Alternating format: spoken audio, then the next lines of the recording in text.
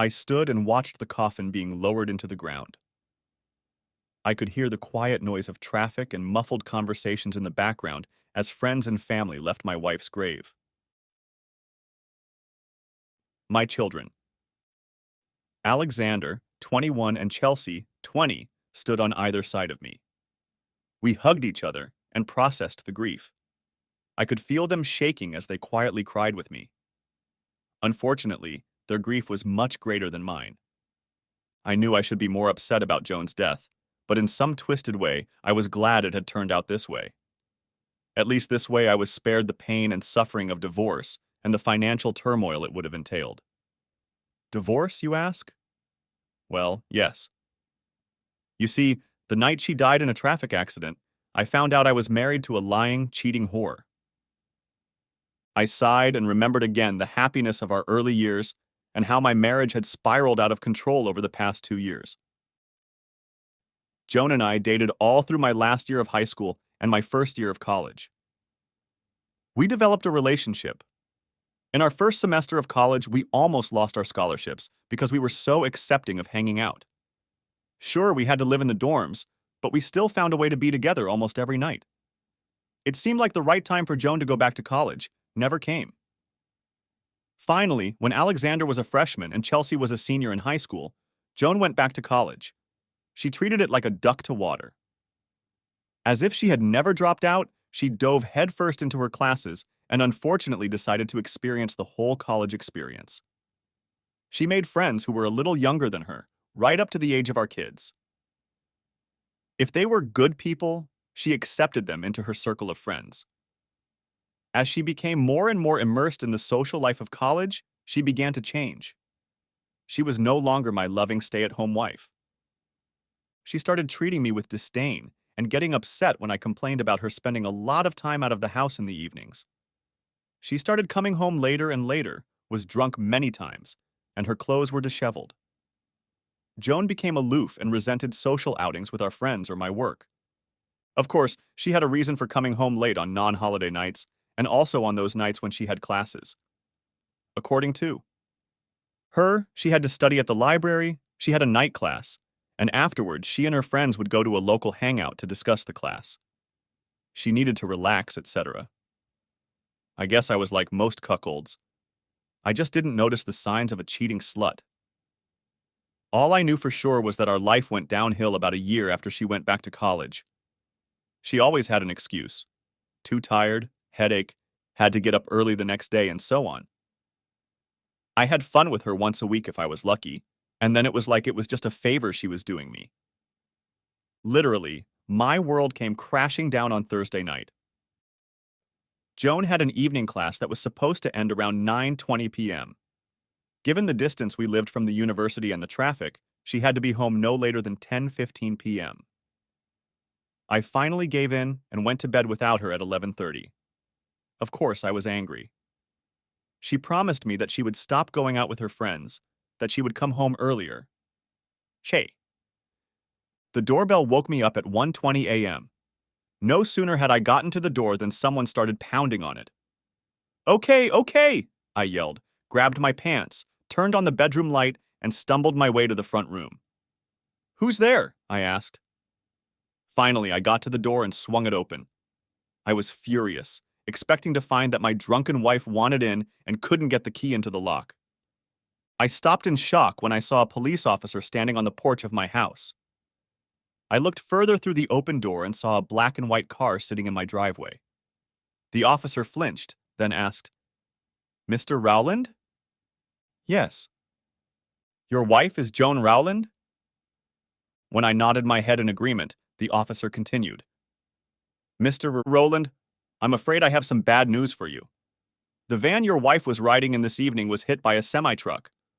I'm afraid she and the 3 young men traveling with her were killed in the accident. The driver of the semi-truck was obviously drunk and ran a red light at a high rate of speed." "Excuse me, sir. Are you alone, sir? Or is there someone you can call?" "I—" About that time, my daughter Chelsea came down the stairs. She was dressed in a robe and was wiping her eyes from sleep. "Daddy, what's wrong?" The officer looked at her, then said, "Sir, I'm sorry. If you stop by the station in a day or two, the accident report will be ready. We'll also need you to examine the body for verification at your earliest convenience. He tipped his hat and said, "Ma'am, I'll just leave you guys to it. Again, I apologize." I stood in the doorway and watched the police car pull away from my driveway. I could feel the tears streaming down my cheeks, and then Chelsea put her arms around me and led me back into the house. After I told her what had happened, we sat in the living room together and cried. We dozed off sitting together on the couch. Finally, around 6 in the morning, I shook myself awake and started making plans for the next few days. I called my son at his apartment, then Joan's parents and my parents. I also called the funeral home and arranged for them to pick up the body. I was still in a state of shock, but I was starting to come around a bit.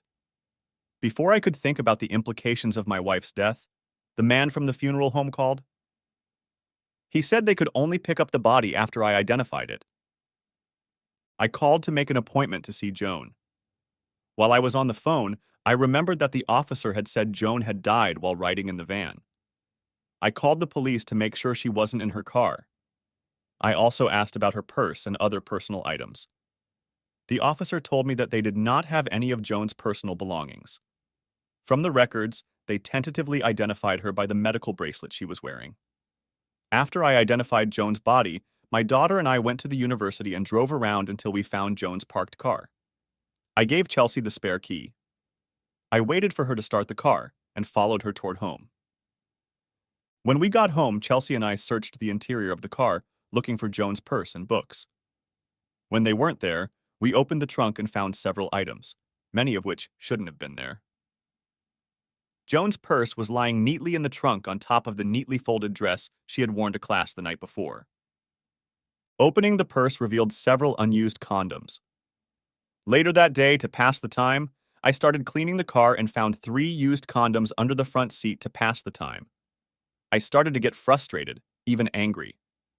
Sometimes Chelsea drives to college in our car instead of her little pickup truck. My first thought was that she was entertaining one of her guy friends in the back seat. I got out of the car, evidence in hand, and yelled, "Chelsea, come here for a minute, please." When Chelsea entered the garage, her eyes still red from crying, I turned to her and growled, "How do you explain this?" I watched her turn white and then red as I continued to speak. I thought, no, I hoped we raised you better than this. You know it's not the best form of birth control. I know your mom told you how much trouble you could get into using them. How could you risk that? Chelsea stood staring at me in shock. Then her face broke and she burst into tears again. Through her tears, I heard her say, "Daddy, how could you think I would do something like that? Are you telling me they're not yours? You borrowed the car last weekend. Who else could have?" I felt my stomach clench, and I felt nauseous. I stopped talking and looked at my daughter. She was looking into my eyes, and I could see that the same thought had visited her too. Her hand came up to her mouth and she blushed again. "Oh," she said. "Oh, no, no, Daddy, it can't be. Maybe it was Alex. He uses Mom's car sometimes." And then the rest of that day and the next were filled with phone calls and visits from family and friends. Our relatives from out of town started coming to services. I finally called the police station and learned that the accident report was ready. I told my family I was on my way to pick it up, and then Chelsea looked up from her conversation. "Hold on, Daddy. I'm coming with you." I started to tell her no, that I wanted to be alone, but she kept talking, not letting me finish. "No, Daddy. I'm going. You don't need to do this alone, and besides..." Well, when we got to the police station and told the female officer why we were here, she got a sad look on her face. She turned and walked over to the file cabinet in the back room. She took an envelope from the folder and walked back to the window. She placed the envelope on the counter and ran her hand over it. She looked at my face and said, "Mr. Rowland, I don't know how much you've been told about this accident, but..." She took a deep breath and exhaled and then continued, "You really shouldn't look at that report unless you need to. Just let your wife go and keep the good memories." "I'm sorry, sir." I stood in confusion for a moment, then snatched the report out from under her hand. "Thank you, officer. We had some problems, but we loved each other deeply. Of course, we'll have good memories of our life with Joan." The officer threw me a pained look and turned back to her desk as Chelsea and I walked out of the station. As we got into my truck, I took a moment and opened the report. The first thing I saw was a stack of photos. The van was a mangled mess, with the cab of the semi resting on top of it and the front bumper just where the center seat should have been. I shifted my gaze to the next photo and took a breath. My stomach clenched, and I let out a deep sob. Chelsea turned to me and asked, "Daddy, what happened?" I shook my head and tried to stuff the pictures back into the envelope. I was crying so hard it was hard to breathe. I felt my stomach cramp up and began to feel my breakfast trying to rise. I dropped the envelope and just had time to open the door before my stomach started emptying into the parking lot. "Oh no," I heard Chelsea moan. I finished vomiting and wiped my mouth with the back of my palm. I turned back to the truck in time to catch my daughter when she hugged me and started crying. Now we knew why Joan's dress was folded up in the trunk of her car. The pictures in the newspaper had the whole sordid story written all over it. We finally decided that she kept the clothes in the trunk in case she got dirty or something. Now I knew the truth. She was dirty, but not in the way I had assumed. There was no sign of foul play. Joan appeared to have voluntarily entered the van with the men. At first, the police suggested that Joan might have been forced into the van. But the investigation found several witnesses who saw her leave with the three young men. Apparently, they left the classroom at recess in the middle of class. Our family was devastated first by Joan's death, and now even more so by her promiscuous behavior. I knew she was unhappy with her life, but I had no idea that she had become a whore. When I thought about her behavior, I became fearful for my own health. I didn't know how long she had been sleeping around, and I was afraid she might have given me some kind of disease. I made a note to get checked for STDs immediately. Fortunately, I didn't have to worry about my job. I owned a small construction company, so I didn't have to worry much about work. I had a good management structure, and my friends at work helped me get the job done right and on time. Within a few weeks, I was a mess. I was angry and lashing out at everyone. I was so angry at my wife and the three guys who were having fun with her that I would sometimes scream, wishing they were alive so I could hurt them more. Heck, one of them was only 19 years old. He was younger than our son. The others were in their early 20s. I wanted to hurt someone, but I couldn't do it because they were all dead. I kept putting off going to the doctor to get an STD test because I was embarrassed to do it. Finally, my kids made an appointment for me and took me to the doctor. After the test results came back, I found out I had gonorrhea. I know I should have gotten tested as soon as I thought about getting sick, but I just didn't. It had been so long since Joan had allowed me to do it with her that I went back to doing my own thing. One day, about 3 weeks after the funeral, I was sitting in my living room drinking and going over the accident report. I felt like making someone pay for my pain again, and then it hit me. I couldn't make my whore wife or her lovers pay, but I could get to the trucking company for denying me that opportunity. I decided to see if I could sue them. When I contacted the lawyer, he was almost cackling with joy. It seems this company had a habit of hiring incompetent drivers. They had a history of accidents and traffic violations. He thought it would help with any case we brought against them. I told him to file a lawsuit, and off we went. Of course, as it happens in these cases, the case dragged on, but eventually ended. Nearly 2 years after the accident, I was living almost $3 million better off, even after the lawyer took his 30%. My life was still in the crapper, but at least I now had the means to build a really nice house. Life was horrible. I was no longer enjoying my job, and I couldn't be in the house my wife and I had built for ourselves. I finally decided that I would just drop everything and move away. I know I was running from my memories and pain, but so what? At the end of May, my son graduated from college with a degree in construction management. He had already been working part-time for the company for several years, and I decided to hand over day-to-day management to him. I allowed him and his new wife to live in my house rent-free, on the condition that the guest house was always at my disposal. My daughter had her own apartment in the basement. She had taken up residence in a room that at one time was intended for servants. I made it clear to her that she could continue to live in her basement apartment until she decided to move. I prepared legal documents that spelled out living arrangements, job, salary, responsibilities, and so on. I had no idea when I would return home or where I would be going, so I tried to provide for everything. And my daughter was getting a degree in business administration and was also working part-time for a company, so I felt safe leaving. 3 weeks after graduating from college, I loaded up my brand new F250 Super Crew Powerstroke 4x4 and hit the road. I had no idea where I was going, when I would get there, or how long it would take me to get there. I had a small 26-foot fifth-wheel trailer with everything I needed inside. I guess the hippies of the 1960s would say I was trying to find myself. I was hauling my little 650cc motorcycle on a rack I had constructed in the back of the trailer. Since it was early summer when I left, I turned my nose north and rode. It was amazing. The farther away from home I got, the more relaxed I felt.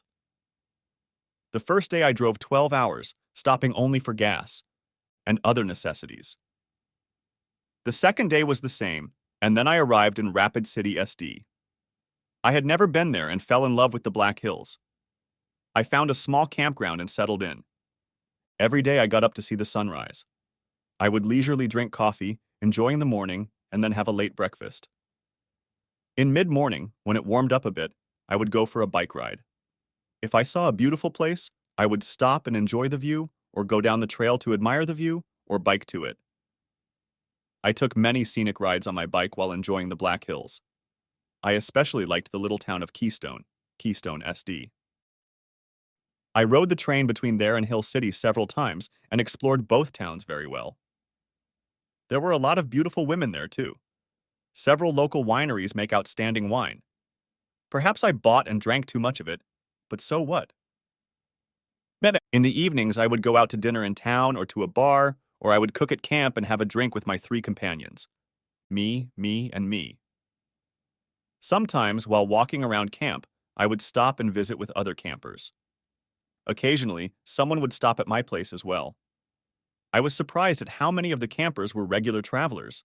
Many of them didn't have homes, just trailers or motorhomes. Wow. They all seemed so happy. We exchanged stories. At first, I didn't want to talk about Joan, but eventually I just said that my wife was killed in a traffic accident and I needed to get away to heal. Many times I was not asked for details about her, and rarely about my children. It helped me and allowed me to bury the pain somewhat. I spent 3 weeks at this campground and then decided to move on. I continued west on I-90 highway and came to a little town called Sturgis. Oh, you've heard of it? Well, I found out that the bike rally was about to start, so I decided to stay. I found a good place to put my trailer and started setting up.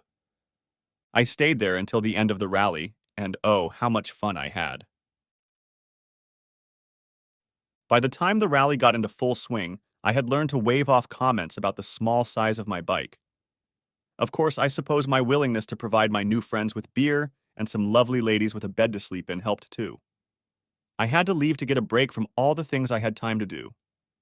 I still wake up and dream about all those beautiful ladies who were strutting around the camp showing off their wares. Was I ashamed of my actions? Oh, hell no. I was no longer married, and as far as I knew, neither were the ladies I was sleeping with. I continued west on I-90 and fell in love with Montana too. I stayed several times in western Montana, again meeting wonderful people at the campgrounds. One campground in particular was particularly memorable. It was near the small town of Rock Springs, located a little east of Missoula. There was a testicle festival going on there. There were cowboys, cowgirls, bikers and their bitches, and regular people like me. I was only there for 1 day and night. During the day, I got to see a wonderful wet t-shirt contest. I must confess that I did nothing but watch that evening. The next morning, I traveled on and was out of the mountains by late afternoon. I decided I didn't really like the country I was driving through. I depressed the gas pedal and tore toward Seattle, Washington. Oh boy, I spent another month there just sightseeing. I relaxed on the beach for a few days, then hiked up Mount Rainier and relaxed again. I was regaining my strength, forgetting about my pain, and it felt great. Finally, I decided to move south and took US 1 and 101 highways. If I saw a place I liked, I stopped. It took me another 6 weeks to get to San Francisco.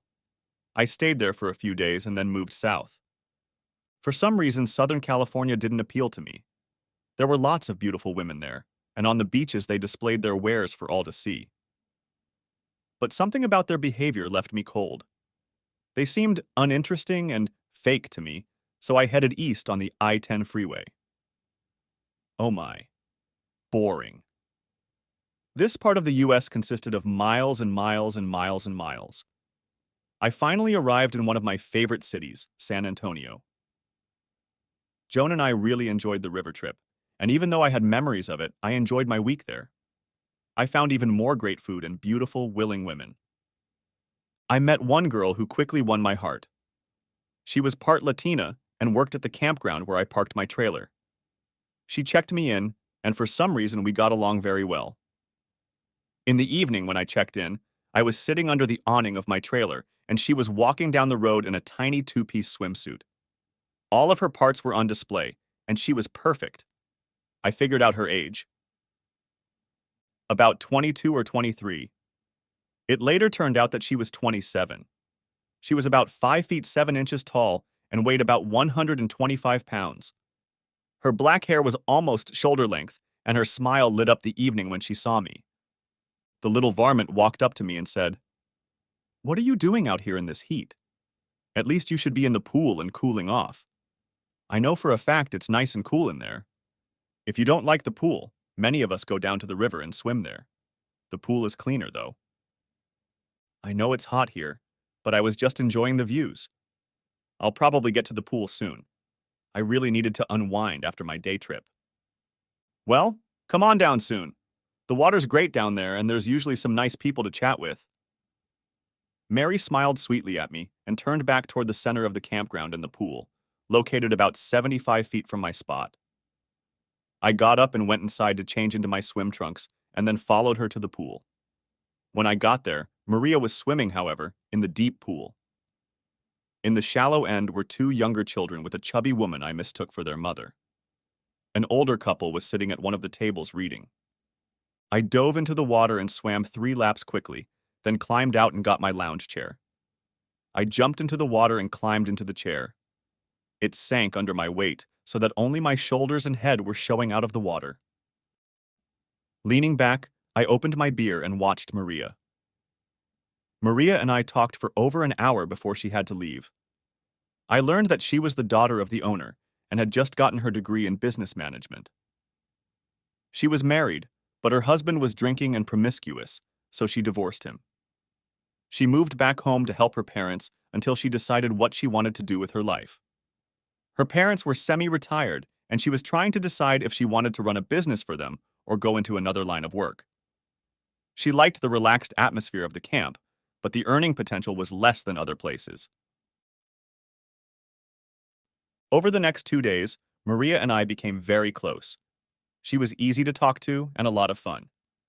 I told her about my marriage and how I eventually just handed my business over to my kids and went off into oblivion. We discussed her desires and dreams. During my trips outside of camp, I noticed that there was no store or gas station within some distance. Besides the camp, which was large, there were several houses nearby. I suggested that she and her parents open a small store that would sell fuel. Mary became excited about the idea, and we discussed feasibility studies, research to see if the idea was viable. That evening when we left the pool, Maria followed me to my trailer. I don't know when we did it, but on the way back to my place we held hands. Maria looked up at me and pulled closer to me. We stopped outside my door, and she turned to face me. In a daze, I followed this beautiful creature into my house. Maria slammed the door behind us, and I don't know how it happened either, but we got busy. I woke up the next morning at the crack of dawn. I grabbed my shaving kit, towel, and bathing suit, and then left. I was only gone about 10 minutes, but when I came out of the restroom, I met Maria's father. He looked concerned and stopped me. "Steve, have you seen Maria? She was going to the pool last night, but she never came home." "That doesn't sound like her. Her mother and I are worried something's happened to her." "Oh, shit," I thought. I just stood there staring at him for a minute. What could I say to this concerned father?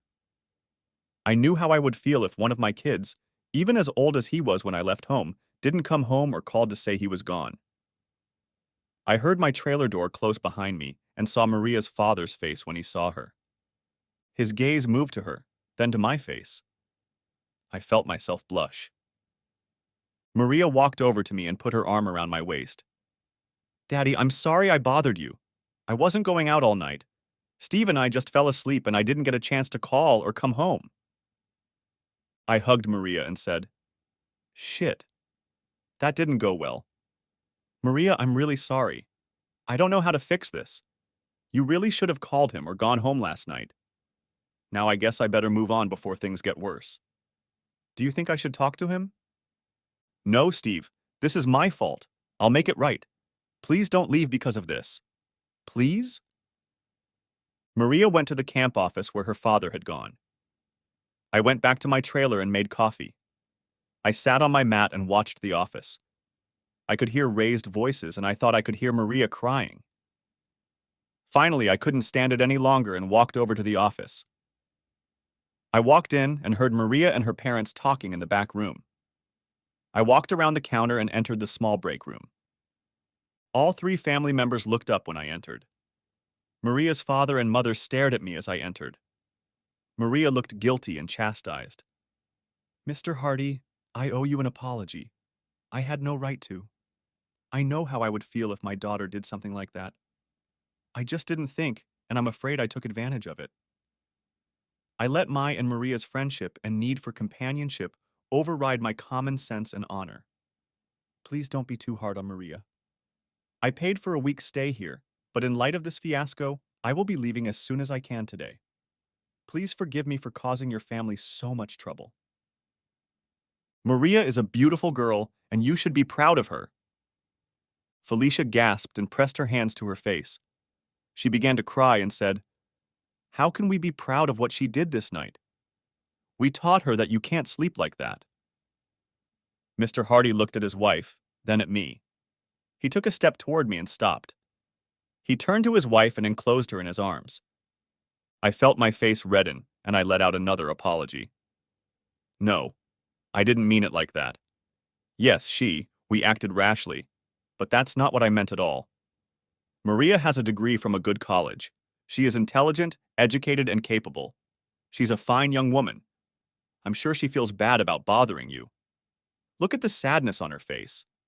But be proud of her accomplishments and forgive her and forgive us for breaking decorum." Maria drew close to me and put her arm around my waist. She leaned her head on my shoulder and looked into my face. The corners of her eyes showed moisture. She turned to her parents again and said, "Mom, Dad, I told you I was sorry to bother you. I didn't mean to do it, but, Mom, I'm a woman now, and I have feminine needs. I like this man. He's special, and I let my emotions rule me last night. Mom, you know he wasn't my first. Please don't blame him for that." I led him to the trailer and got in before he did. I rushed over to him. Maria smiled at me and then continued, "He's only a man, Mom. He did what nature intended." Felicia gasped and blushed again. Mr. Hardy looked at both of us, but especially at Maria. He lowered his eyes and said, "You're right, Maria. You are a woman now and should live your own life. We just expect more attention from you while you live under our roof. I don't like you sleeping around, but that's your decision. Just from now on, please let us know so we don't worry so much." Mr. Hardy turned to me and continued, "Steve, I can't say I like or approve of what you two have done. Heck, you're old enough to be her father, for goodness sake. How would you feel if a man your age slept with your daughter? However, there's no reason to leave if you don't want to. What's done is done. I think it would be best if I left. I turned and started to leave, but Maria held me back. Maria looked startled and said, "No, please, Steve. Don't leave now. Please. I want to talk to you about business and just please stay a few more days." For me? I gave in and stayed another week. Maria and I talked about plans for the business and her future. I had never been as close to her parents as I had been, but they were polite to me. Mr. Hardy liked the idea of opening a small market and fuel depot. I made suggestions for the project and spent a lot of time with Maria. She was very special. I felt more alive with her than I had since Joan's death. By the time I decided to leave San Antonio, it was getting chilly at home. Not only did I not want to go home, but I didn't want to return to winter weather, so I decided to drive on to Florida. The day I was leaving, Maria was crying. She clung to me and made a spectacle of kissing me goodbye. I even saw some regret on her parents' face. Strangely enough, I was having a hard time moving on too. I had a business card for the company that had their phone number, email, and mailing address on it. I knew they had my phone number and email address, which I had listed on the registration card. Maria stood looking after me as I drove away. As long as the campground was in sight, I could see her if I looked in the rearview mirror. I found myself driving again on the I-10 highway heading east. At least this time the landscape wasn't as desolate as west of San Antonio. I had 5 days before I booked a spot that was carved in stone. I made the most of them and took a leisurely drive east. See, I owned a few weeks of timeshare with a company that had their resorts in the southeast. I planned to spend some time at these properties, otherwise I could have stayed with Maria longer. I lay by the pools and chilled at the resorts, but something was missing. As I recovered, I met more nice people and enjoyed socializing more and more. But I missed the good times I had in San Antonio. I moved further south and finally made it to the Florida Keys, ending up in Key West. It's so crowded there that I used my bicycle to get around most of the time.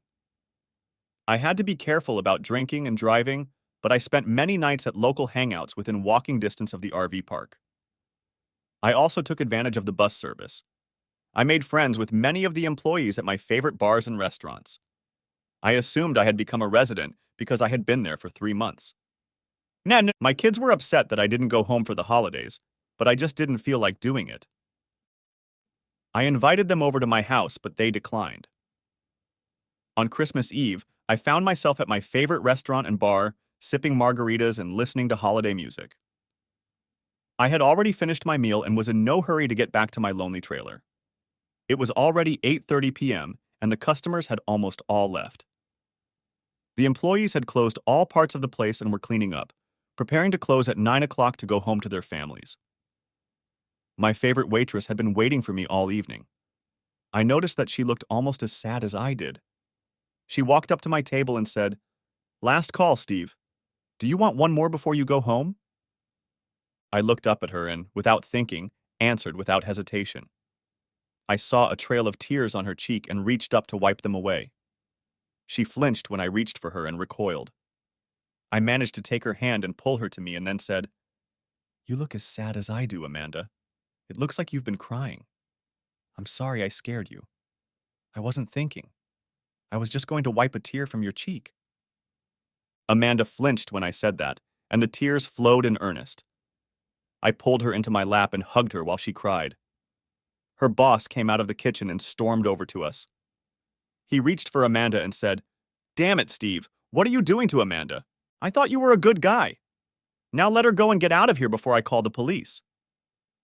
I let go of Amanda and started to get up, saying, "Hey, Sid.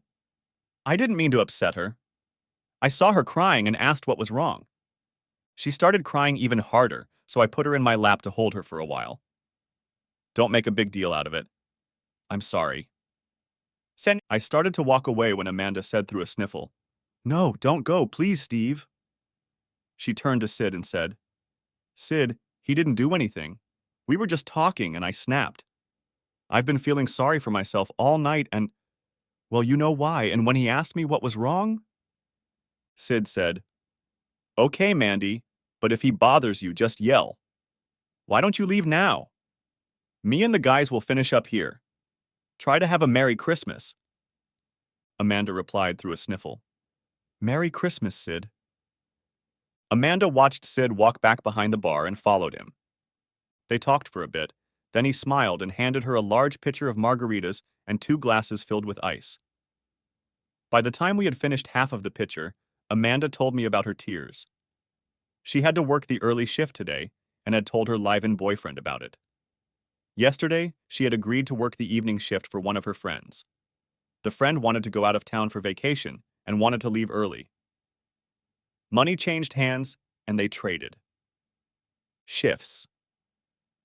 Amanda went to the beach and relaxed and then came home to change clothes, grab a bite to eat, and head to work.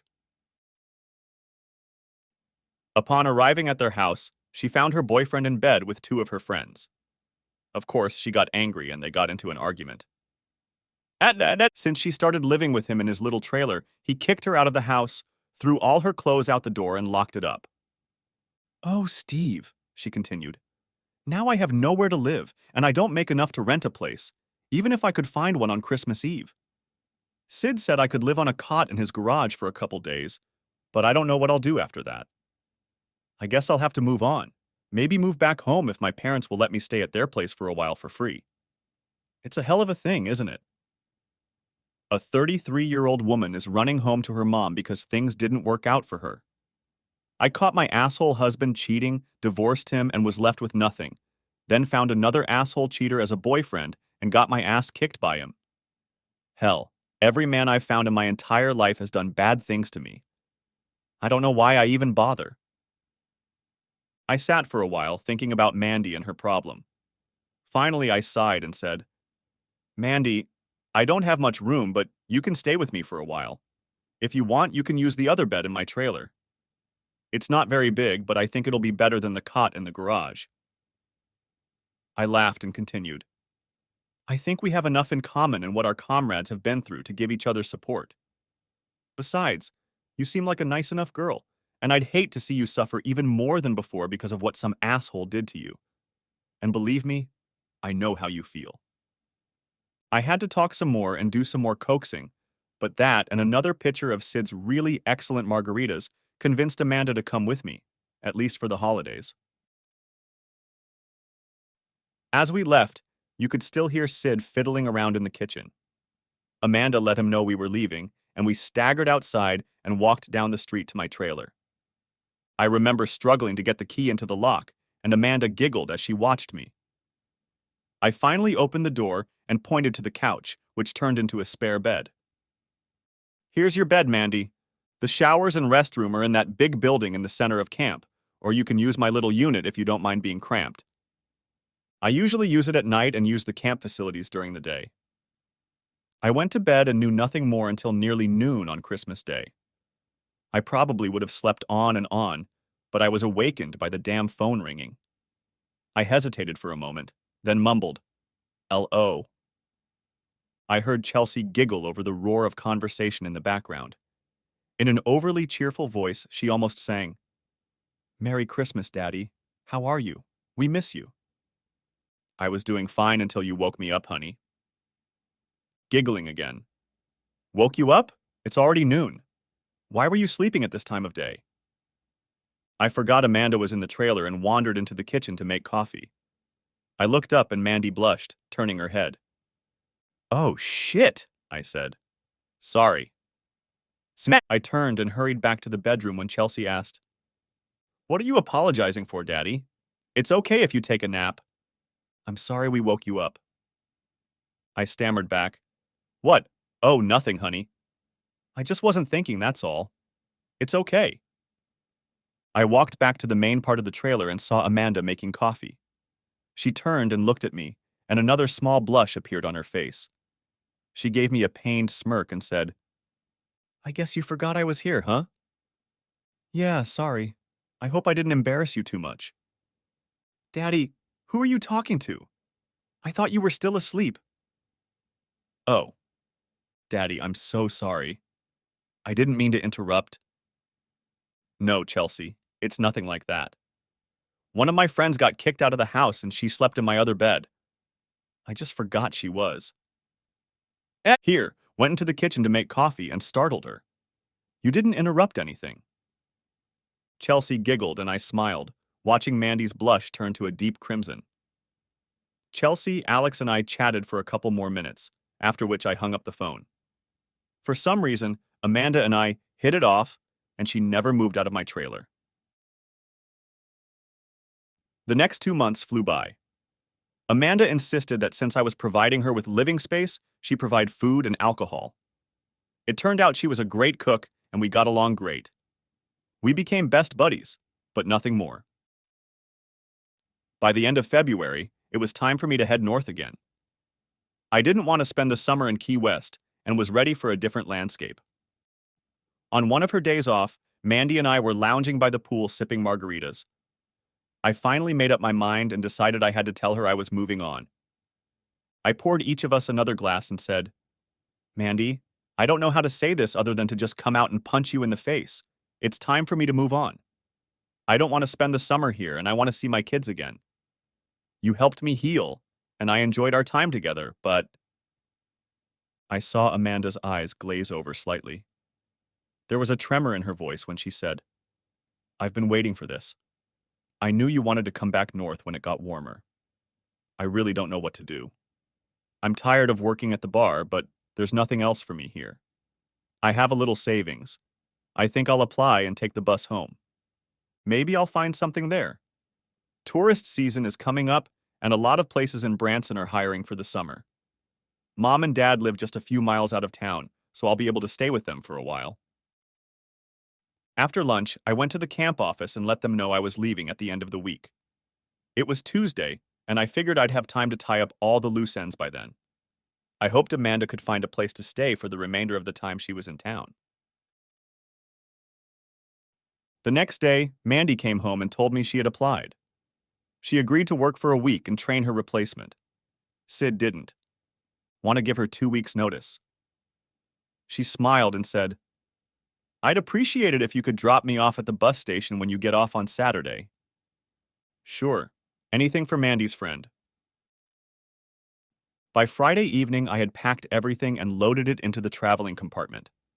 The next morning, all I had to do was hook up the electricity, water, and sewer and leave. Amanda watched me make the final checks. And then a thought struck me. I said, Hey, Mandy, I'm heading north and this is on my way back to Missouri. Hell, my family only lives 70 or so miles from Branson. If you're not in a hurry to get there, why don't you come with me? I plan on stopping along the way and really don't intend to get home until mid-April. But if you want to leave early, you can. Heck, with each city closer to home, the cost of your ticket will be less. What do you say? Amanda sat looking at me, then smiled. I say yes. Thank you. I'll enjoy traveling with you and it will save me some money. But I don't think I'll stay with you for the whole trip, because I'll need to find a job sooner.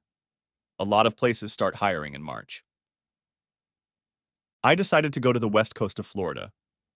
When I got to Fort Myers, I stayed for a week, and Mandy and I enjoyed lying on the beach, swimming in the Gulf, and relaxing. She was very special. We seemed to know what the other was thinking, and we enjoyed doing almost the same things. One night we were at a little beach diner that served great shrimp. We each drank a couple pitchers of beer and ate a ton of shrimp. The younger crowd was the majority, and seemed to resent the few older people as they treated Mandy and me. A couple times, one or the other young man at the table next to us approached to ask Mandy to dance. She always politely declined, but as each one was refused, the anger built up.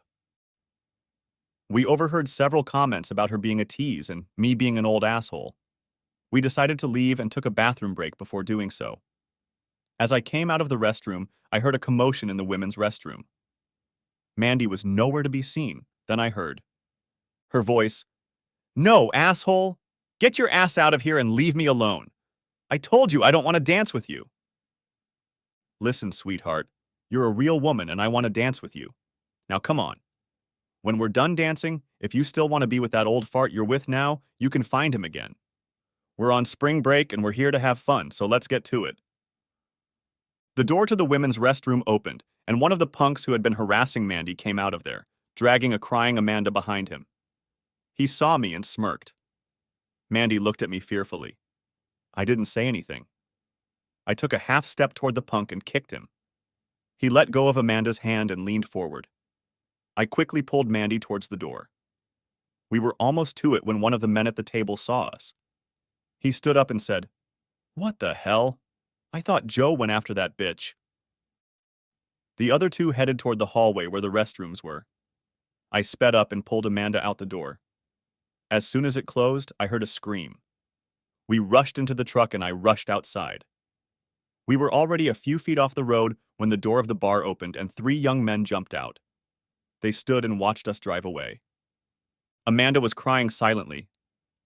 I reached for her and held her hand on the console for a moment. It took us 10 minutes to get to our parking lot.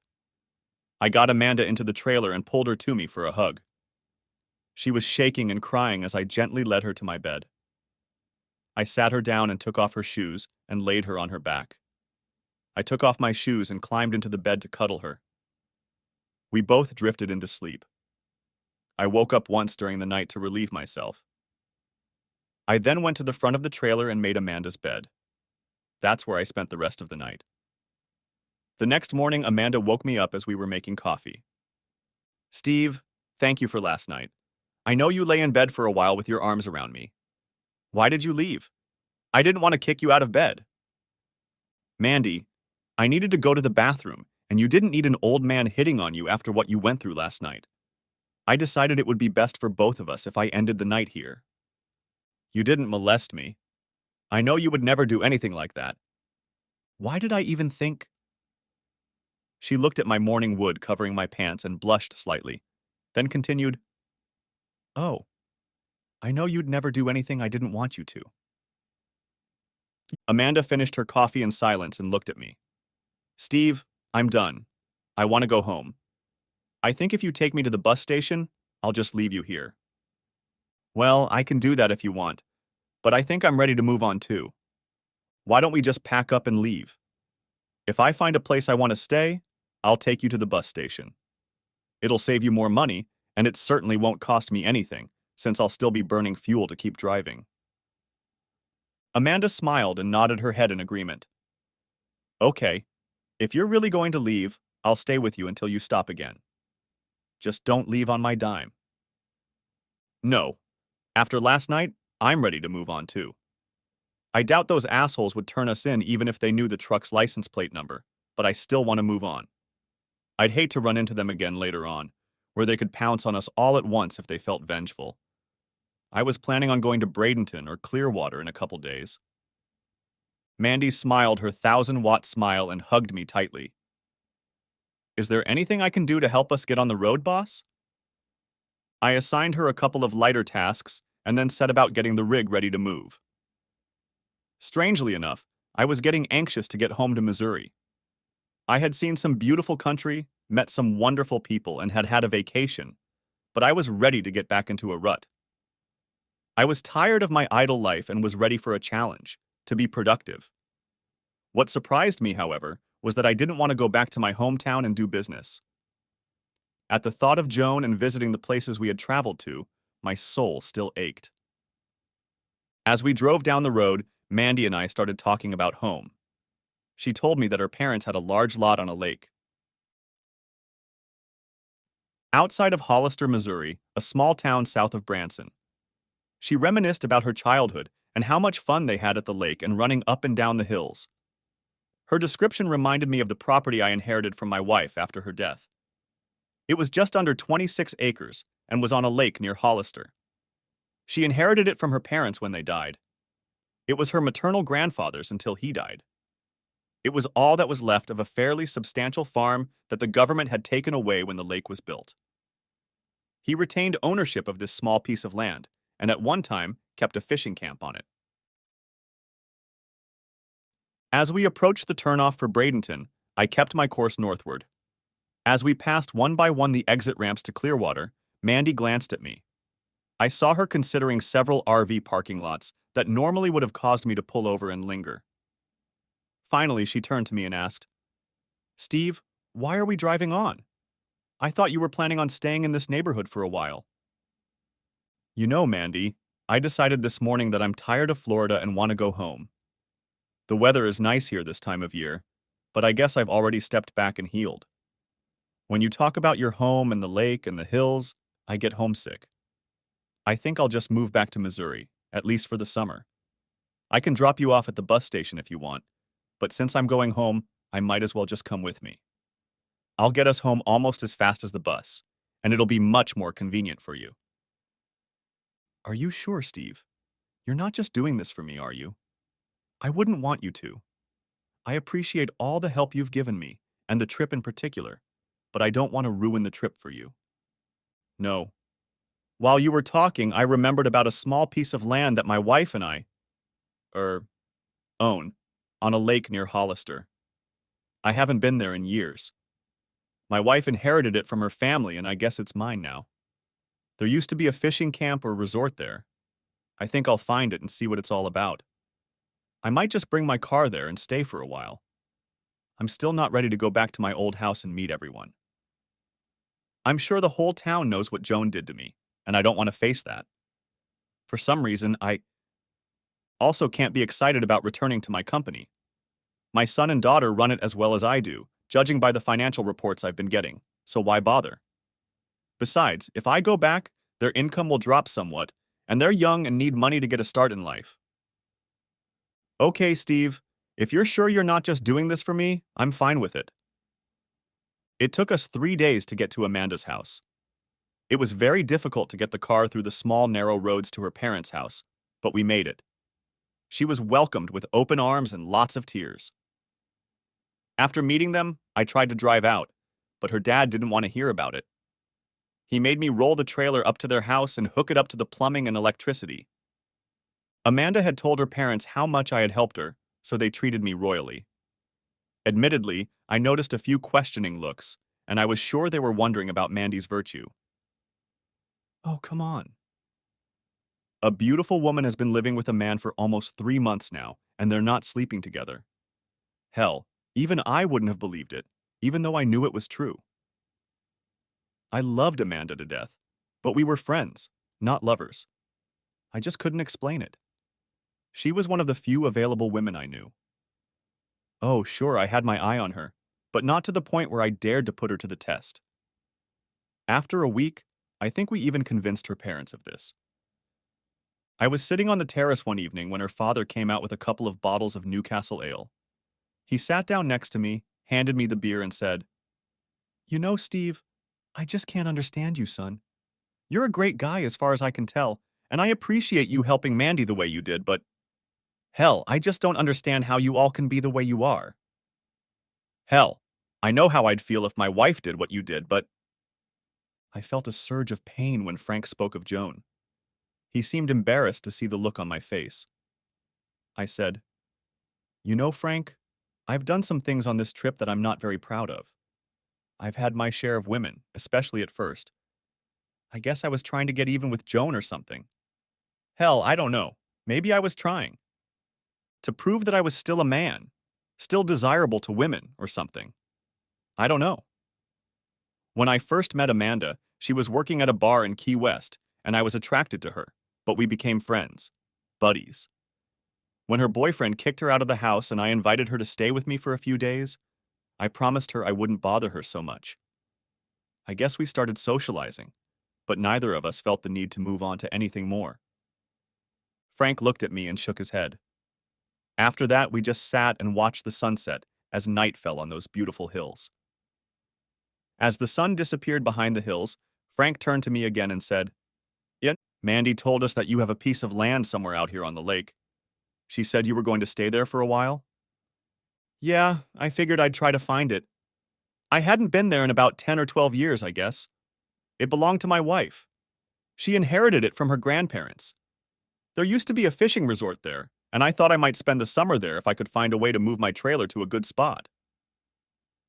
Frank sat and thought for a few minutes, then said, You know, about 3 miles down the road, there's a piece of land that could be yours.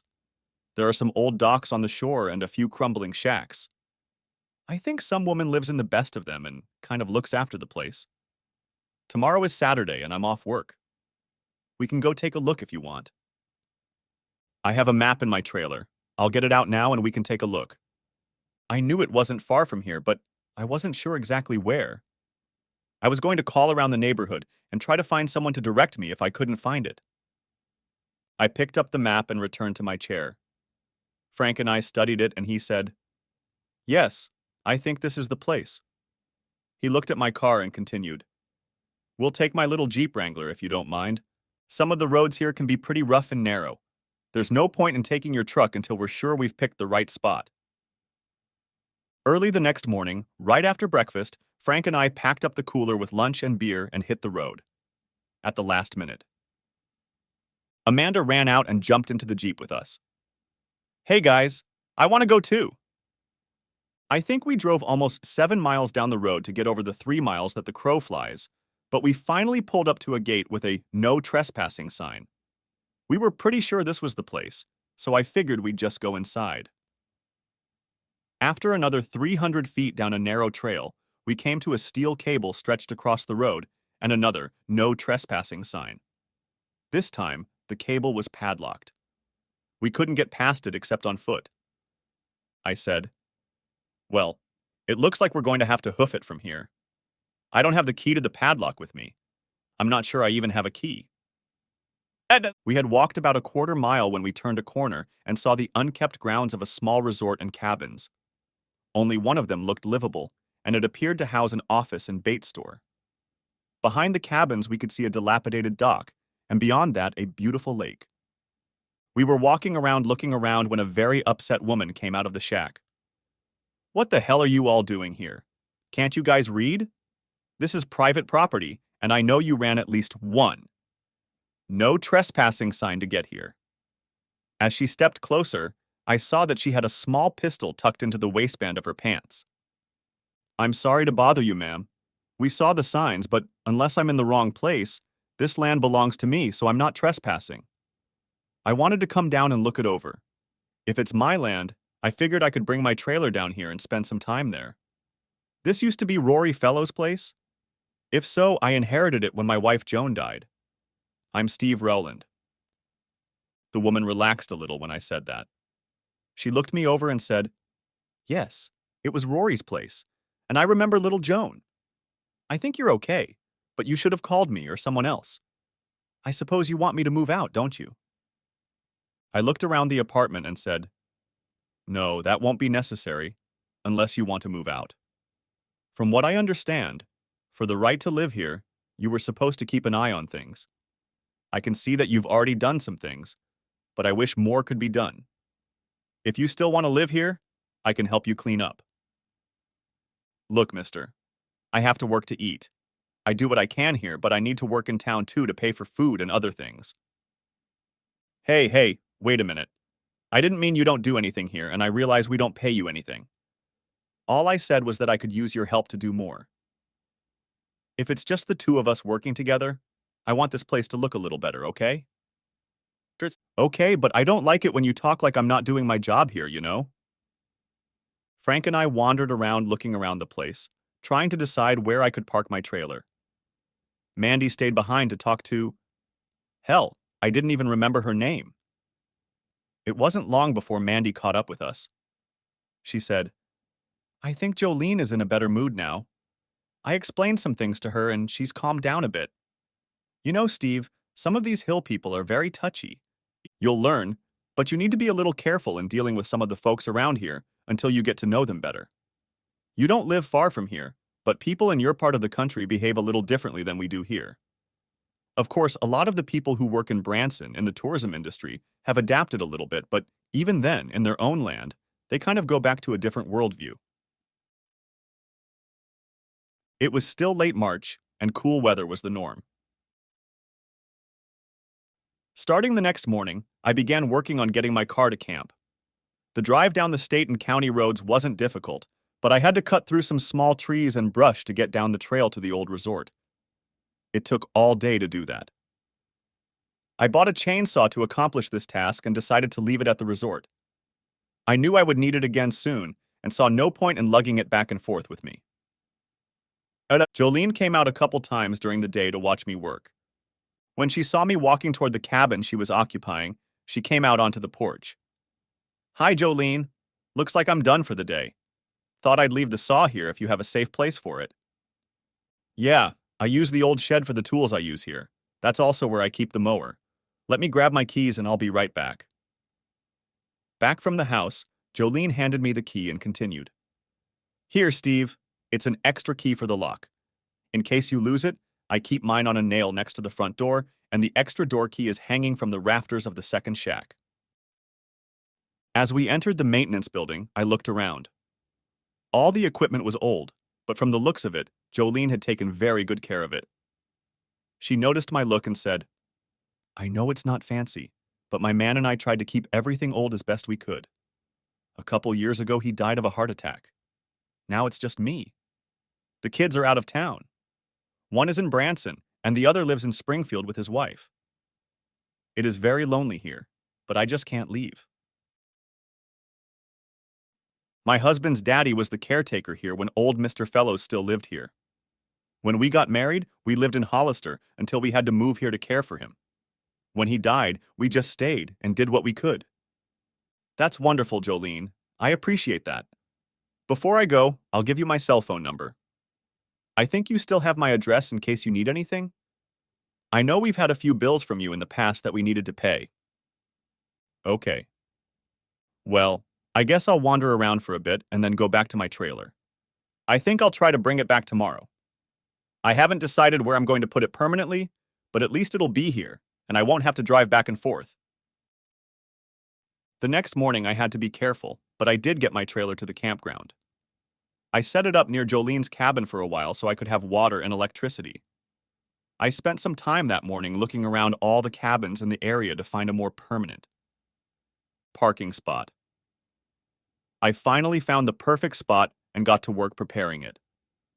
It was at the far end of the open area and had a great view of the lake. I could see the sun rising in the east and setting in the west. I had afternoon and evening shade and decided I would catch the cool breezes off the lake. It seemed like I was clearing a spot for an old campground. I found a water pipe sticking out of the ground with a non-freezing faucet on the end.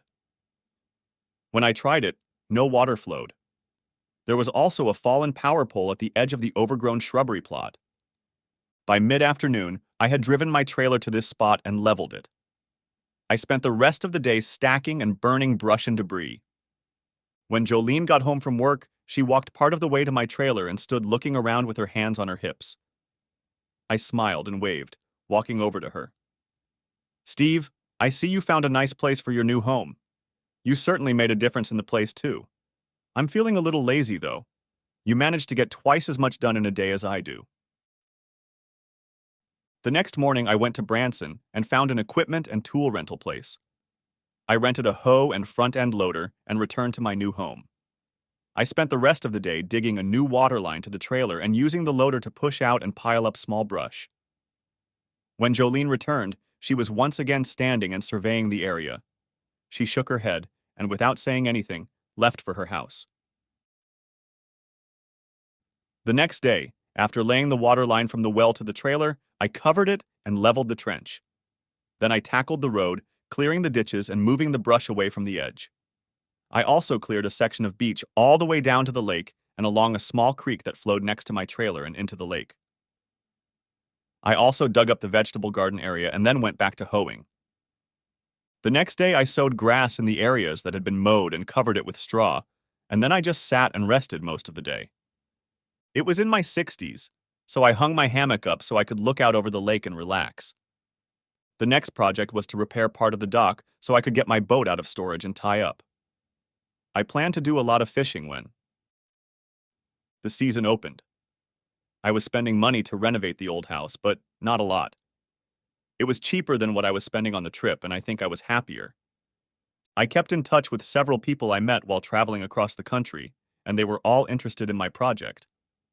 What's more, several of them said they would come visit me if I had a place where they could leave their cars for a few nights.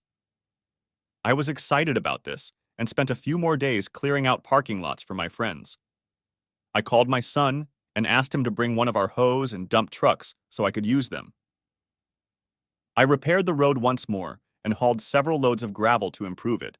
And then after running water and electricity, I decided to pour concrete pads in the areas I had cleared for the RV. By this time, Jolene was no longer surprised to find another major change when she returned home. Moreover, sometimes in the evenings she would even come out and help me if I was still working. I also kept in touch with Maria and her parents. She was very interested in my little project, and every time we talked, she wanted to know what I had done since the last time. She kept marveling at the pictures I sent her, and one day said she really wanted to see the place in person. I replied, "Why not? It's very beautiful here in early June. Why don't you come and see me then? Take your parents with you if they want to come too." I think I'll do that. Can you make a reservation for me somewhere? No. I have a cabin here that's not in too bad a condition. I'll clean it up and fix the major problems, and you and your family can use it if you all come. If it's just you, that's okay too. I have some friends who plan to come here in the summer, and they have several sites for their RVs, so if you all want to come by car, you can use one of them. My kids thought I was crazy to do all this work and spend money on the old campground, but after a heated discussion, they recognized that it was my land and my money, so if it made me happy, it would be okay. Besides, I think they decided they would enjoy coming here and spending a few weekends when it got warmer. In mid-May, my first visitor showed up. They arrived with a 36-foot tractor trailer and could barely get it into the house. It took us a few minutes to properly place it on the pad and then plugged it in. The first day they arrived, we just talked and found out what was going on. Over the next week or so, they did tourist activities, attended shows in Branson, and even used my pontoon boat to spend the day on the lake. Just before the first car left, another friend of mine pulled up with a slightly smaller fifth wheel. We accommodated them, and they followed the lead of the first couple. Jolene was still unsure of her reaction to the change, but I caught her visiting friends several evenings. The second couple and I were visiting one evening, and they were complaining about the long drive into town for groceries, beer, and so on. "Steve, why don't you stock up on some stuff at that store over there? It would make life easier for your customers." "Hey, Haas," I said. "I don't run an RV here.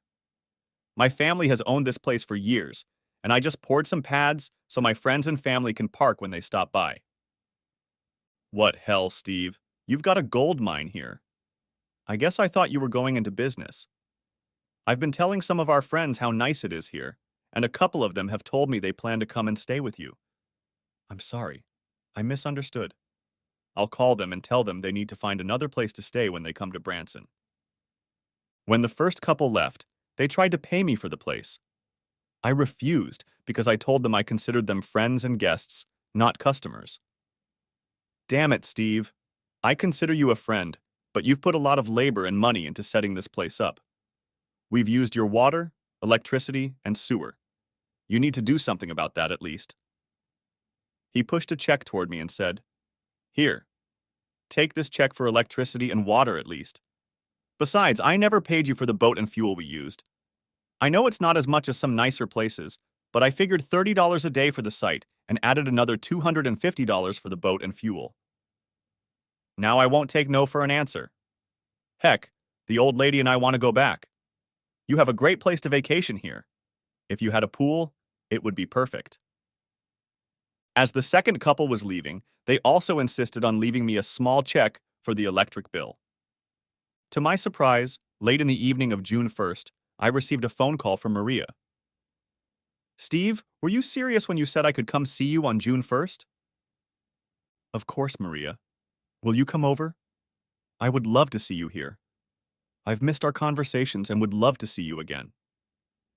"Good. I was afraid you were just being polite. When can we come over?" "Anytime you want to show up, dear. I don't do anything but fiddle around with things. I've already had a couple friends stay for a few days, but they left last week. It's just me and the caretaker here now." "Steve, we're in Hollister now. Can we come over tonight?" "Hell yes. Do you need directions or can I come and walk you over? What are you driving?" "We took Dad's motorhome. Is that okay?" Oh shit, honey, it's going to be crowded. The campground will handle it, but a couple turns in the road will be tough. The county road here is really narrow, too. Maria and her parents entered the address into their GPS, and before I could open the gate, they were already there. I looked up at the Class A motorhome and stared at them. Heck, I knew they were huge, but this one looked like a monster trying to roll into my little narrow driveway. I watched and watched as Phil, Maria's father, slowly made his way through my gate and started down the road. I walked ahead of him and watched. There was one steep turn that bothered me. When he got to it, he was halfway down and I had to stop him. His rear wheels were going off the road into a ditch, and it was deep enough that he would have gotten stuck if he had kept going. I walked up to the bus and made him back up. Fortunately, I still had a hoe and a couple pieces of gravel at camp. I drove to camp and brought several buckets of gravel to fill in the ditches on either side of the turn so he could drive into them and around the corner. In one place, I had to cut some tree limbs so he could drive under them. Jolene was standing in the yard with her mouth open when we came into her field of vision. She just stood there watching Phil put his car in the spot closest to mine and plugged in. When he came out to secure the fishing line, she came over to us and said, "I never thought I'd see something like this here in my life. You all must be crazy to bring that thing out here in the hills." I was still listening to Jolene when a small figure jumped down from the last step of the van, dodged Phil, and jumped into my arms. "Oh, Steve, it's so good to see you again. I've missed you so much." I looked at Phil and Felicia as she walked down the steps. My mouth was open and Phil was grinning. He shrugged and winked. Maria moved over to me and wrapped her arms around my waist. To say I was stunned was an understatement. I didn't know how to react, and I think Maria finally realized it. She pulled away from me a little and looked me in the face. "Steve, is something wrong?" "No. You just surprised me, that's all. It's good to see you all." At that moment, a small car pulled into the yard next to us. I looked back and smiled. Amanda jumped out of the car and jumped up to me. She wrapped her arms around me and kissed my cheek, then stepped back. She looked around at my new guests and said, "Hi, everyone. I'm Mandy. I didn't know you guys were here. I just came to talk to Steve and then I'll get out of your way." Mandy's eyes glistened. She said, "Steve, I should have stopped by here first and told you the news." "Oh, Steve, I got the job. I'm the new assistant manager at Ride the Ducks. I work from noon till closing. Now I can pay you back all the money you spent on me in Florida. I just should have told you that before I went home." "Mandy, honey, we had a deal in Florida. You bought the food and I paid for the trailer space. You don't owe me anything else. I'd still spend most of the money on the two of us if it was just me." "Yes, I know, but I owe you at least for the ride home, and I intend to pay." Maria looked at Amanda, her jaw clenched and her eyes glittering. I thought tears appeared in the corners of her eyes. I saw a hint of the Hispanic woman character I'd encountered a couple times in San Antonio. She turned and almost collided with the van. Felicia looked at me, and without saying a word, followed Mandy. Phil looked at me, and Mandy shook his head and continued setting up his van. Mandy looked at me, then at the van. "Steve, is there something wrong here? I didn't mean to interrupt you." "I don't know, Mandy. It's Maria and her family. I thought I told you about them. They have an RV parking lot near San Antonio. We became friends while I was there, and I invited them to visit. They just arrived, and I thought everything was fine until you showed up." Mandy thought for a moment, and then she made a grimace and said, "Oh, shit. That's the girl you've been talking to all the time, isn't it? The one you've been pining for?" I nodded my head affirmatively, and she continued, "Steve, I'm sorry. I think I messed things up for you. Shit. I hope I can fix it now." Mandy walked around the front of the van and said, "Sir, I think I've made a big mistake. Can I come into your van and try to work things out with your daughter and wife?" I didn't hear what Phil said, but Mandy walked back to the door, knocked and walked in without waiting for an answer. I stood looking at the door as Phil came back and stood next to me. About that time, I heard Maria screaming inside the van. I couldn't make out what she was saying, but I knew she wasn't happy. I heard a smack and a scream from Mandy, and then Felicia's voice. Phil looked at me and said, "Well, son, I think we have a real problem here. If you had another woman, you should have told Maria about her before we got here. You know she hasn't even looked at another man since you left us. All she could talk about was coming here and seeing your son. How long have you been with this woman?" I didn't know which part of Phil's conversation to address first. I was in shock. Hell, I knew Maria and I had been close in Texas, but damn. Hell, I was 40, and she was what? Maybe 28. Hell, she wasn't much older than my kids, and it sounded like she thought we were a couple. Shit, what am I supposed to do now? Admittedly, if I'd gotten involved with another woman, Maria or someone like her would have been a good catch, but damn, she was just a kid. Finally, I decided to answer all of his questions, but in reverse order. I told him about Amanda and how we were just good friends. I explained how we started living and traveling together, and then I said, "Damn it, Phil. I had no idea Maria thought we were more than just good friends. I..." Phil looked at me and said, "Son, do you really think my Maria just jumps into bed with any of our guests? I was thinking more about you." "Oh shit, Phil. You know that's not what I meant. Oh shit, I don't know what I meant. I guess I really screwed up, didn't I?" There had been silence in the van for some time now. The door opened and Amanda stepped out. She had a red stain on her cheek. Maria followed her out, her gaze lowered. Felicia was the last in line, and she looked sheepish but pleased. I sighed, not seeing blood. Well, not really. I walked over to Amanda and touched her cheek. She took my hand and squeezed it. "It's okay, Steve. I think we've got it all sorted out. Now I need to get home. Will you walk me to my car?" Mandy pulled me away from the group.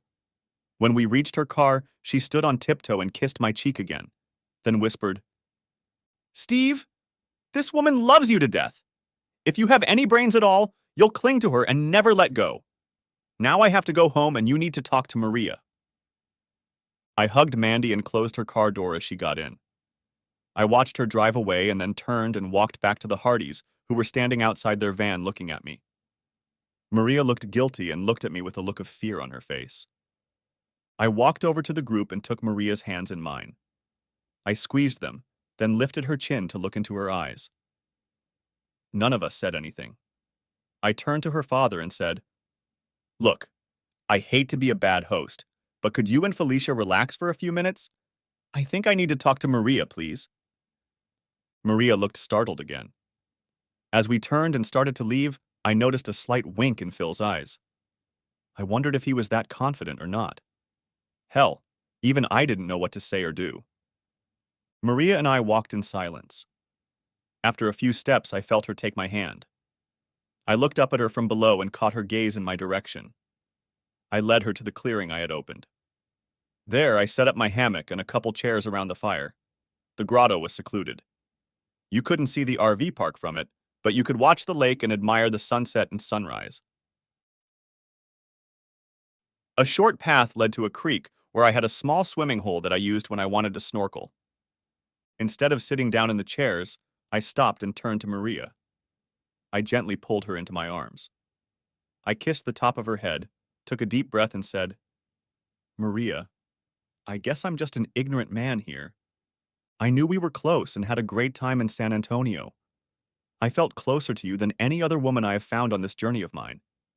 I think you were the one who helped me heal and get over the betrayal and death of my wife. You were my friend and my lover when I desperately needed both. I always looked forward to our conversations on the phone and was very excited and happy when you agreed to come to me. I took a deep breath and continued. I just never thought, hell, I have a son 6 years younger than you. I didn't realize how you felt about me." Maria began to cry and through her tears said, "Steve, how could you? Do you really think I jump into bed with every guy I meet at? Camp who is handsome and flirts with me? Do you think I'm some kind of puta slut? I thought you felt the same way I do. Your age means nothing to me. It doesn't. I don't care about the age of your kids. I care about you. When you left, I thought we had a deal. We agreed to keep in touch while you healed, and we agreed to see each other again. After I met you and we spent time together, I didn't see any other man that I had the slightest interest in. You showed me that a man can be gentle, loving, and caring and still be my hombre, all man. And now you're telling me you don't love me, that I was just a piece of ass? No. Maria, never. I. You are so much more than that to me. You're a wonderful, beautiful, intelligent woman. I think of you often and enjoy your company immensely. I just never realized that you might consider me more than just a good friend. If no, when I marry again, I'll consider myself unspeakably lucky to be able to marry someone like you. But not to me. Is that what you mean, Steve? Not to a kid like me? No, Maria. That's not what I'm saying. I need time for my tired old brain to think over this wonderful gift you're offering me. I think of you many times, even when we're not on the phone. Even when Amanda and I were living together, I thought of you. Did she tell you that we never had intimacy? Maria nodded her head, then smiled briefly and whispered, I'm not sure I believe her. She's a beautiful woman and a good person, I think.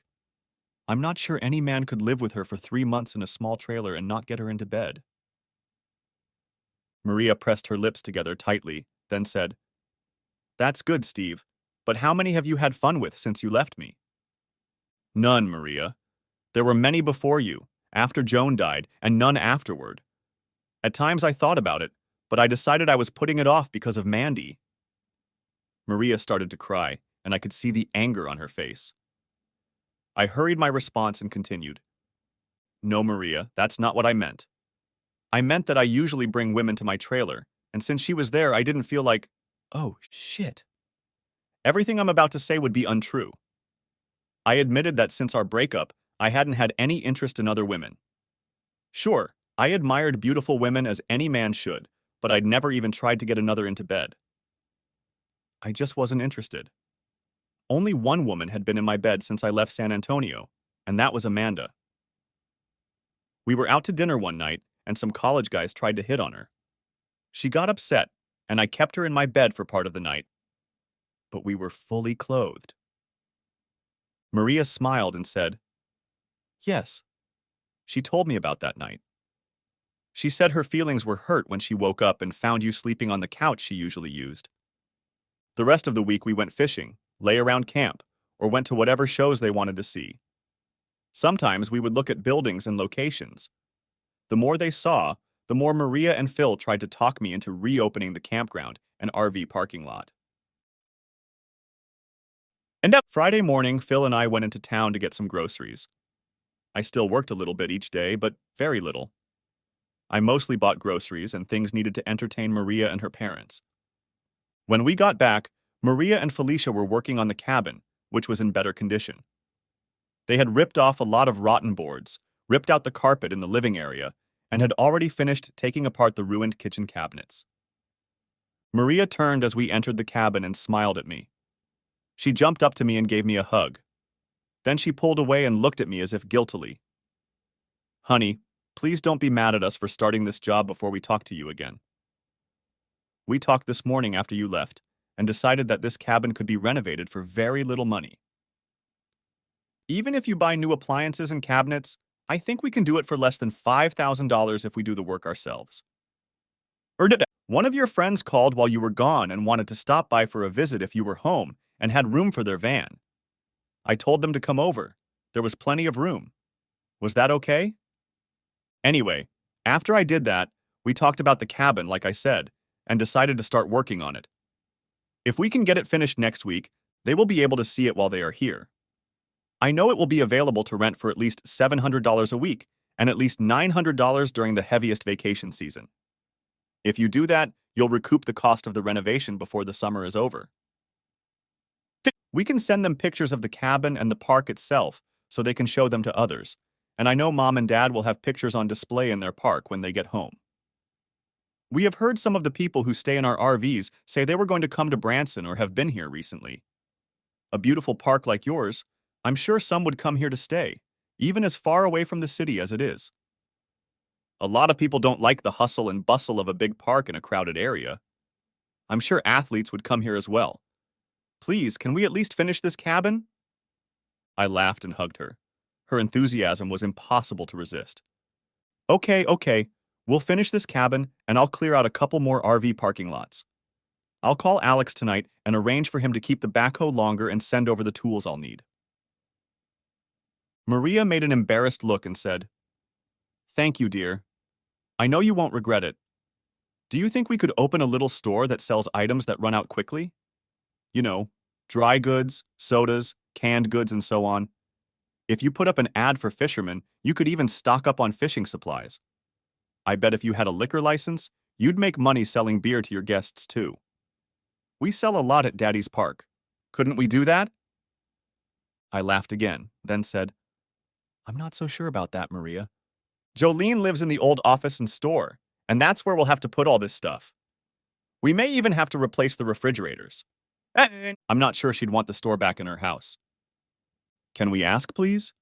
Or we can put another shack for an office and store if she won't let us use her shack. I don't feel like talking about it either. Jolene is a good person, but you know she doesn't do much around here to earn free rent. I think you should ask her to do more or maybe start charging her. I'm not sure that's right for me, dear. Let me think about it for a while. Saturday morning, Mary and her mother went into town to find carpet and cabinets and stuff for the cabin. Phil, I think, was napping. I was sitting in the shade resting when Jolene came out and sat next to me. I decided this would be a good time to bring up the subject of the little store and some of the other things Maria had mentioned.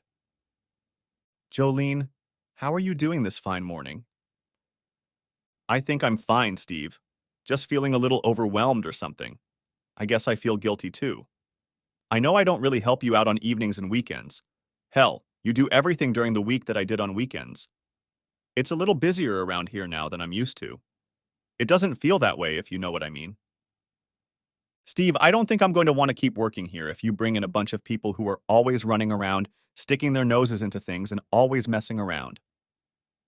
I was wondering what you were going to do here. Jolene, I'm sorry. I probably should have talked to you about this earlier. When I came here, all I wanted to do was bring my trailer here and live in silence like you. Then I got calls from friends who wanted to visit me, and I set aside a few places for them when they came over. And now, hell, I don't know how to say this without it sounding bad, but I guess Maria and I. Jolene laughed and interjected into my conversation. She said, Yeah, I know about that. Yeah, a blind man could see what's going on in there. When are you going to make it permanent? I don't think this woman plans to come home when her parents leave. It's not right to keep her tied up without knowing how permanent she needs to be. But that's not what I mean. It looks like you're going to make a fleet of RVs here, and I don't want to live in one of them. Is that what you're doing, Steve? I wasn't planning on doing that, but I guess I'm kind of on board with it, Jolene. Maria's excited about it, and Phil and Felicia think it'll work. I really don't want to quit my job at my age, but I also don't want to go home and run a construction company again. I think I'll let Maria talk me into opening a small RV park and see what happens. Hell, she even wants to open a little grocery store with groceries, snacks, and beer to sell to our customers and the fishermen she thinks will use our marina. I was afraid that's exactly what was going to happen. Steve, you won't be upset if I find another place, more secluded, and move on? No, I understand. I can't say I want to put up with noisier people, but for Maria, I guess I'll have to. I have to admit that I've grown to love this girl, and if she wants an RV park, I'll let her have it. She grew up in a park like that, so I know she knows how to run it. Phil and Felicia were going to stay another 2 weeks. That would be long enough to help me fix up one cabin and do most of the hard work in the store and office. After Jolene left, Mary and I would remodel the living quarters in the office building and move in there. We had a large living room, kitchen dining room, and 2 bedrooms in the back of the office and small store. It was just enough for the 2 of us. I have to admit that I had plans to furnish things pretty fancy. I loved the comforts of home. When I traveled in an RV or went camping, it was different, and I put up with less luxury. But my house was my fortress, and I wanted it to be very comfortable. One day when we were in town doing some shopping before her parents left, I bought Maria an engagement ring. I don't remember asking her to marry me, but I can't say I was upset with the way things turned out. She took me to the store, and we picked out a ring. Her smile lit up the sky for the rest of the evening. Every time I looked at her, she was either looking at the ring again, or her mom was doing it. After the ladies admired the ring for a while, and we barbecued in my nook by the creek, Phil and Felicia disappeared. I opened the locker I kept in my grotto and pulled out a foam mattress and blanket from there. Maria and I sat and cuddled together, watching the sun set and nightfall. That's how we spent the night under the stars. The next morning, we put the mattress aside and walked to a small creek. About a half hour later, we were back in Phil and Felicia's van, holding hands. Phil was sitting in a chair under the awning drinking his morning coffee. Felicia was fiddling with the small gas grill and stove I had set up there for the convenience of the campers. Phil stood up and reached out to enclose his daughter in a hug. He hugged her and then said, "Honey, listening to you made me proud of my old heart. You have done what a good woman does to her man. If you take as good care of him as apparently he has taken care of you, you will have a wonderful life together. I just couldn't help but tease you both, and kind of wanted to thank you." Phil looked at Felicia and continued, "After listening to you two, Mom and I got a little excited too. It's been a while since I've worked so much at night." Felicia turned and looked at Phil, then said, "Well, you old prick, if you worked less outside and more when we go to bed, maybe something like this would happen more often."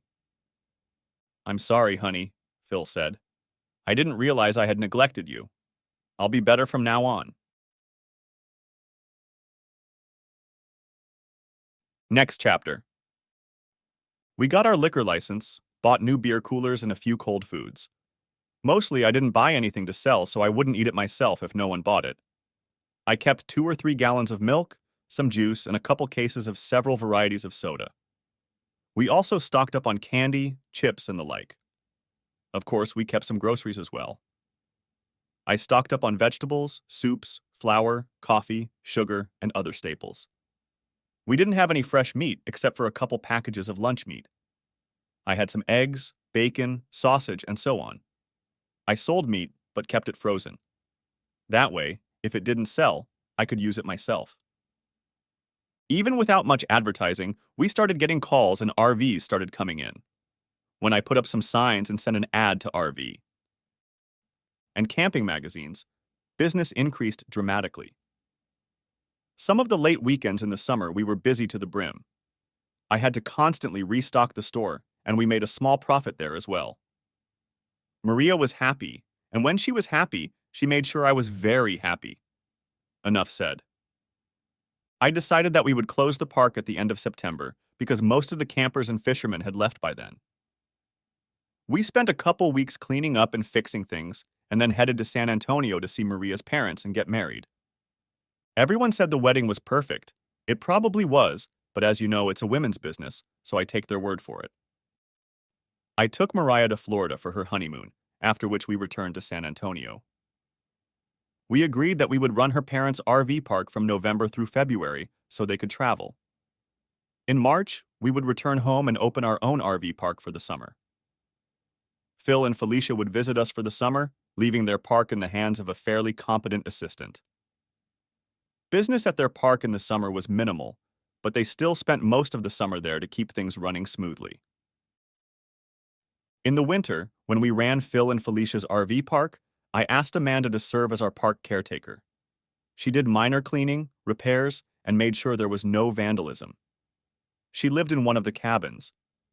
During the summer, she worked in Branson at seasonal jobs. After a year, I even hired her part-time on evenings and weekends during the summer. I allowed her to continue living in the cabin as part of her paycheck. In the second year of our marriage, Maria talked me into getting her pregnant. She said she would be happy with one child, but she desperately wanted one of my babies. We had a son, whom we named Stephen Philip Rowland. From the beginning, Maria was very different from Joan. I had no idea what a difference a marriage based on love and respect could bring, Joan and I married because we had to, and I think she resented that all her life. I suspect we wouldn't have gotten married if she hadn't gotten pregnant. But Maria? I know I would die if she died or left me, but her leaving or cheating is one thing I don't have to worry about. Looking back, I don't think I have ever received this level of love or respect from Joan. She was never as content with our lives as Maria was with hers. I hated what Joan did to us, but now I realize what she may have been looking for. I know it sounds corny, but Maria and I are one. Where one goes, the other goes. We work in full view of each other most of the day and never tire of each other's presence.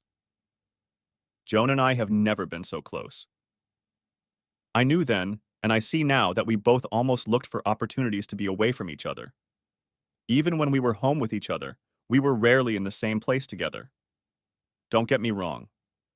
We run errands or go shopping in town without each other, but that's about it. We don't run around at night without each other. We don't have boys or girls' nights out, etc. People who do that don't have a marriage. They just live together. Amanda has finally found the perfect man. I'd like to think that Maria and I helped her do that. One of my friends from home lost his wife to a major illness. We invited him to stay at the cabin a few times to help him forget. After about a year, we noticed that when he was there, Amanda never strayed far from him. They got closer and closer, and finally it happened. One Sunday morning, Amanda came to our house radiant. She showed us her new engagement ring. Amanda still helps out at the RV park, and she and Wally live in the cabin we let her have. Wally got a maintenance job at Silver Dollar City. Amanda quit her job in the city. She is now a housewife and mother when she is not helping us run the park. I added a room to the cabin where Wally and Amanda live for their child. After my wife's betrayal and death, it took traveling across the country for me to move on with my life. At first, I thought I could never get over the betrayal and the pain she caused me. Now I can safely say that I have moved past it and am living a much happier and more peaceful life than I ever thought possible 5 years ago when the shit came crashing down on me that horrible night. I thank my Spanish angel for her love and guidance as I continue my journey through life. The end. Thanks for watching. I hope you enjoyed it. So subscribe to my channel and watch the next video.